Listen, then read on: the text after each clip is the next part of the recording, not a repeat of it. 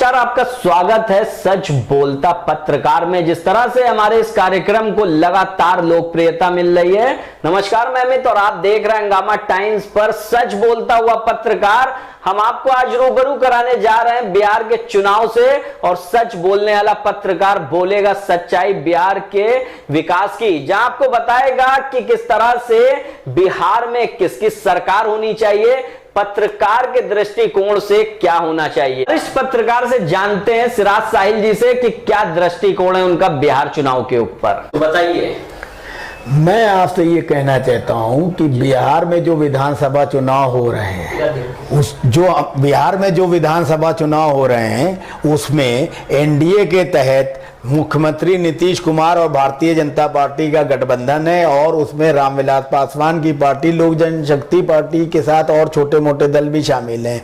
UPA के तहत राष्ट्रीय जनता दल और कांग्रेस का तो गठबंधन हो गया और लोगों से भी बात चल रही है। वहीं पूर्व केंद्रीय वित्त मंत्री यशवंत सिन्हा साहब करीब 16-17 छोटे छोटे दलों को मिलाकर एक यूडीए बनाया है तीसरा मोर्चे के तौर पर। वे भी जो है बिहार को परिवर्तित करने के लिए, बिहार की शक्ल बदलने के लिए चुनाव मैदान में लगे हैं।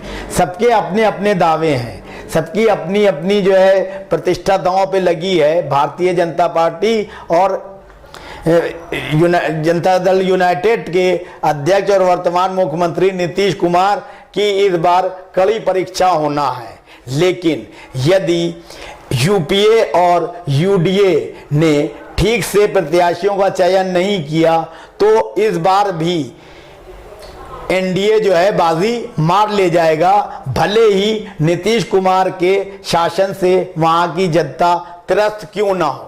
लगातार बाढ़ का भी प्रकोप रहा इस साल, तो क्या चुनाव में बिहार के लोग जो परेशान हुए, जिसकी किसी भी प्रकार से मदद नहीं हुई, आमतौर से लोगों की डीएम और पुलिस प्रशासन ने भी मदद नहीं की बाढ़ पीड़ितों की, तो क्या कहेंगे कि एनडीए जो नीतीश कुमार की पार्टी है, क्या उसके लिए बड़ी बात हो सकती है इस लापरवाही को देखते हुए? भाई, जिस तरह से कोरोना संकट आया और उस दौरान भारत भर में बिहार के लोग जो मजदूरी के लिए निकले हुए थे, उनको वापस बुलाने के लिए जिस तरीके से बगल में जो राज्य है झारखंड, उसके मुख्यमंत्री हेमंत सोरेन ने तत्परता दिखाई और केंद्र सरकार से जो है बात करके अपने यहाँ के मजदूरों को वापस बुलाया, यहाँ तक कि हवाई जहाज से उन गरीब मजदूरों को अपने प्रदेश में वापस बुलाया।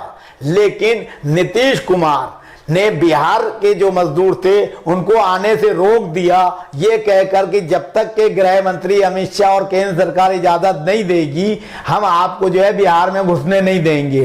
तो ये जिस तरह से अब बिहार के लोगों के साथ नीतीश ने बर्ताव किया है, और बाढ़ की स्थिति में नीतीश कुमार घर से बाहर नहीं निकले, लोगों को मदद नहीं पहुंचाई, उससे बिहार की जो जनता है वो खासी नाराज है। लेकिन क्योंकि बिहार में जातिवाद बहुत बड़ा समीकरण रहता है, अगर जातिवादी समीकरण को बिठाते हुए नीतीश कुमार और भारतीय जनता पार्टी ने सही प्रत्याशी उतारे, और वहीं कांग्रेस और राष्ट्रीय जनता दल ने प्रत्याशी चयन में जो अक्सर वो गलती करते हैं चूक की, और यूडीए भी जो है वोट काटने का काम किया, तो ऐसी स्थिति में ना चाहते हुए भी, हालांकि बिहार की जनता की नजरों में नीतीश कुमार का शासन का ग्राफ नीचे आया है, लेकिन कई बार ना चाहते हुए भी जनता के जो वोट होते हैं उनको जो है मतलब इधर उधर बढ़ जाते हैं, और एनडीए को एक तरफा वोट मिल जाएगा। इस मामले में भारतीय जनता पार्टी को महारत हासिल है।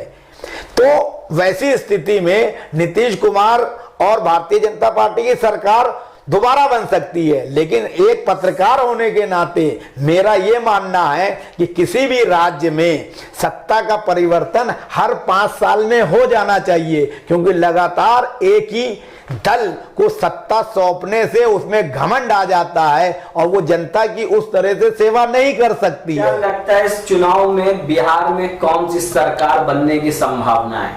बिहार में जो है, देखिए, जो लोग पत्रकार या एनालिसिस करने वाले, विश्लेषण करने वाले किसी एक विचारधारा से प्रभावित होते हैं तो वो तो स्टूडियो में आके उसी पार्टी और विचारधारा की जीतने की बातें करते हैं। मैं ऐसा बिल्कुल नहीं कहूंगा। ऐसा नहीं है कि हम भारतीय जनता पार्टी या एनडीए की जो है हार की बात कह रहे हैं, या यूपीए जीत ही जाए या यूडीए जीत जाए। मेरा कहना है लोकतंत्र में जनता को अपना ऐसा प्रतिनिधि चुनना चाहिए जो उनके लिए वास्तविक तौर पे लड़ाई लड़े।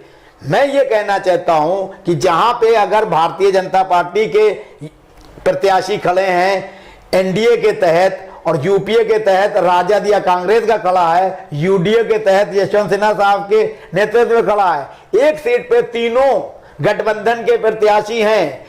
मैं सिर्फ इतना कहना चाहता हूं उन तीनों प्रत्याशियों में से जो प्रत्याशी योग्य हो, शिक्षित हो, कर्मठ हो, जात पात धर्म की राजनीति ना करता हो, जनता उसको वोट दे। वो इन तीनों गठबंधन में से चाहे जिसका भी नुमाइंदा हो।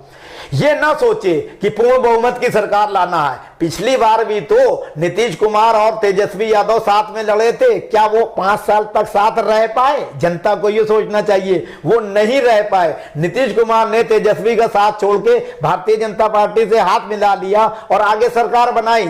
नेताओं का कोई नियत साफ नहीं है, उनका कोई लक्ष्य नहीं है, उनके उद्देश्य ये नहीं है कि जनता की मदद की जाए। जब नीतीश अलग होकर तेजस्वी से बीजेपी के साथ जा सकते हैं, बीजेपी से अलग होकर तेजस्वी से हाथ मिला सकते हैं, तो कुछ भी ये नेता कर सकते हैं। नेताओं को सबक सिखाने के लिए जनता को इतना जागरूक होना चाहिए और ऐसे विधायक ही चुनने जाने चाहिए, चाहे भले ही हंग असेंबली हो, वो विधायक आपस में बैठ के तय करेंगे। अभी भी कौन से झंडे गाड़ लेते हैं? अगर एक पार्टी की सरकार बन जाती है तो वो तानाशाही करती है, 2 लोग गठबंधन में आके करते हैं तो बंदरबाट करते हैं। अगर योग्य विधायक होगा तो चाहे 10 पार्टियां भी मिल के सरकार बनाएंगी तो ईमानदारी से बिहार की जनता का भला हो सकेगा।